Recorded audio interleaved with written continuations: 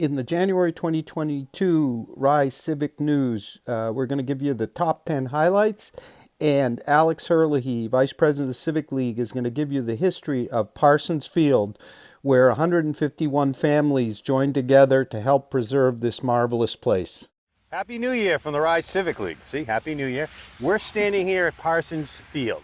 How did Parsons Field get here? What happened to the stage? How do we have this wonderful property? Stay tuned. Alex Herlihy is going to tell you all about it. So, petition warrant articles. You have until January 11th to get the 25 signatures, and anything you want you can put on there. You've been thinking about running for office. You have until the 19th and the 28th to go to town hall and sign up to run for elections. On Tuesday, February 1st, is when the Civic League is going to do the budget analysis. So the 25 million, what's the story behind that? The warrant articles, the background, the history, the things you really need that don't come out at the deliberative session. The town will be February 5th.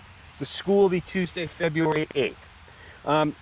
A resident wrote a long letter to the select board about the lack of town-wide strategic planning. That's everything from, what do we need for space, office space, etc., to Route 1, Parsons Creek, the master plan, what has to happen with it, workforce housing. How much do we need? How are we monitoring what we have? Please read that. If you're interested in those subjects, the select board punted to the planning board on January 11th at 6:30, so you can plan to attend. The capital improvement plan, it's a great document. It's wonderful that it's being done every year now. The people put in a tremendous amount of work. $21 million is in it. The top projects take up $18 million. I did notice there's nothing in there for Parsons Creek fecal bacteria or septic on Route 1 or water issues, redoing the Rye master plan. The biggest one is the Rye water treatment facility plan. It's always been in the back of the capital improvement plan, but the Rye Water District is actually talking about getting 70% funding from a grant, 30% we'd have to pay for from the Safe Drinking Water Trust Fund. So we may see that project, instead of being sitting in the back of the capital improvement plan for 10 years, move up and actually happen pretty quick. Came up at the budget meeting, solar panels for the top of the Rye Junior High and Rye Elementary School. The roofs are going to be replaced, but the roofs have 10 more years of life, but they want to do it before they put up the solar panels. There's a warrant article for $100,000 for the town hall. That's plus the money from the trolley barn. That's happening, but there's no drawings or anything for the public to see what's going on there yet. The salt shed, if you remember that, for years it didn't pass as a bond the way it should be because it's a multi-year project, so you should spread out the use of the life. The select board moved it to operating expenses, and $350,000 happened. They did the site work, didn't use all that money, went back to the general fund. Now, with inflation and everything else, it's going to cost much more than the $350 we approved, so we don't have enough money to finish it. And the DPW is trying to figure out, can we buy direct? Can we do it ourselves? So that thing is in limbo. Lydia. So Port Way Cell Tower may be operational by the end of January. Wait and see. The pole will not be camouflaged. The town did not require it. Sorry. There is vision session that was originally scheduled in January. It was a no mask visioning session. It's not going to happen.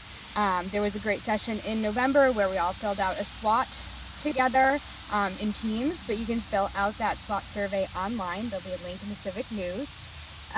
There's a lot of confusion about water. Last month, I don't know if you remember, we were at Lafayette Road.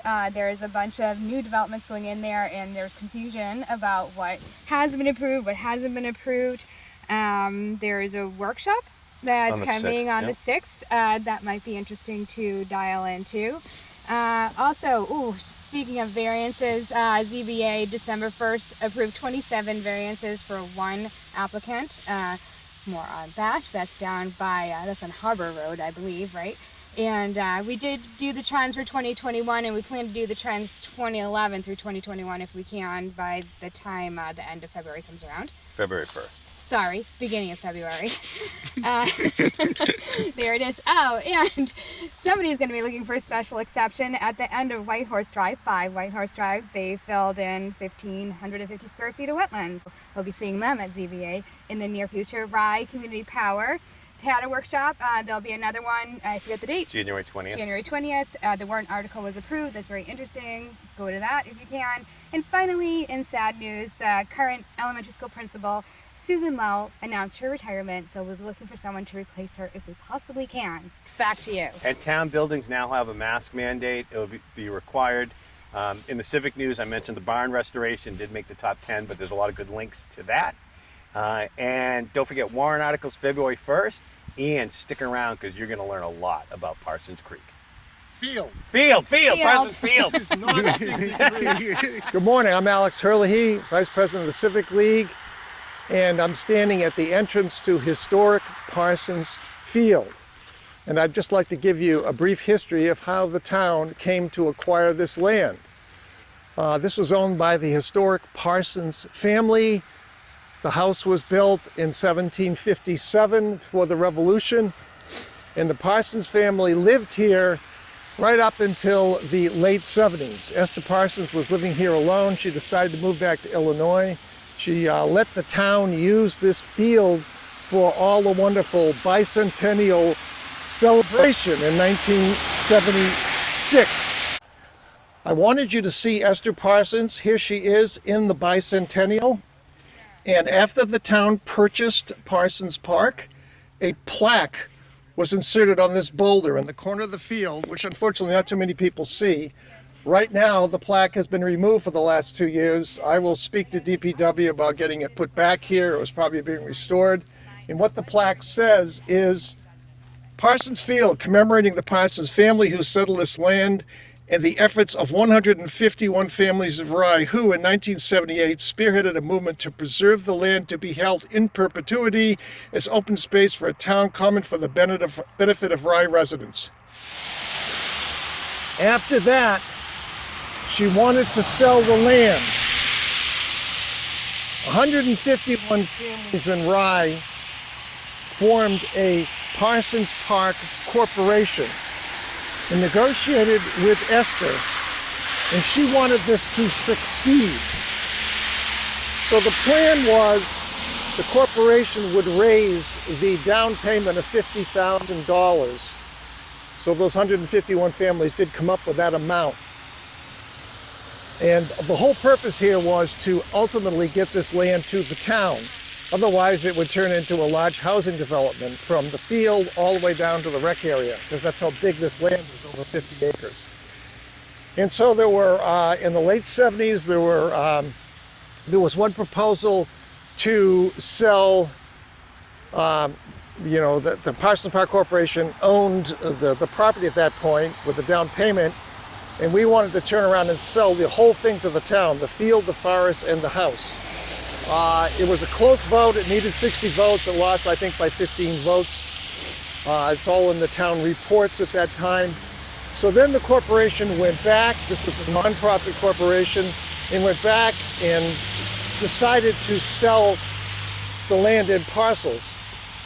So they offered the field for purchase by the town. The town voted overwhelmingly to buy it. The next year, I think it was 1979, they put up the forest, which is approximately 45, 50 acres, all the way down to the rec area. People know it well. And the town again bought it overwhelmingly. In 1980, the corporation offered the house for sale. It lost by a small margin. The Cutzleb family eventually bought the house, and at that point, the sale was done. And with the sale to the town of the field and the forest, there were restrictions. No permanent structures were to be built. This was an open space for use by the town for all kinds of events. Obviously, the trails to be used by people, and it's been well used. In 1984, the select board went against the letter and spirit of the Parsons Park Corporation, erected a stage, put in electricity, and put up a large stone entryway with a big wrought iron arch. There was a great deal of protest against this. Finally, one local resident even spray painted it. She was arrested temporarily, but then released. So there was a huge flare-up. Difference of opinion, obviously, about the use of this town and what the original intent was. So finally the town voted, no, we agree with Parsons Park Corporation, take down the big entry archway and the big stone pillars.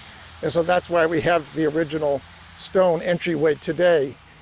The stage was left and electricity was left, but that does not mean that anything could be added to it. Finally, in the late 1990s, the field and forest received permanent protection to the Rockingham County Conservation Area. And that means that no future town vote can change the status of this property. It is permanently open space for use by the town. So that completes the history. Priscilla Jennis wrote this up in the town report a few years ago. I will have more details of it in my new history of Rye in 2023. Thank you, Thank you. Alex.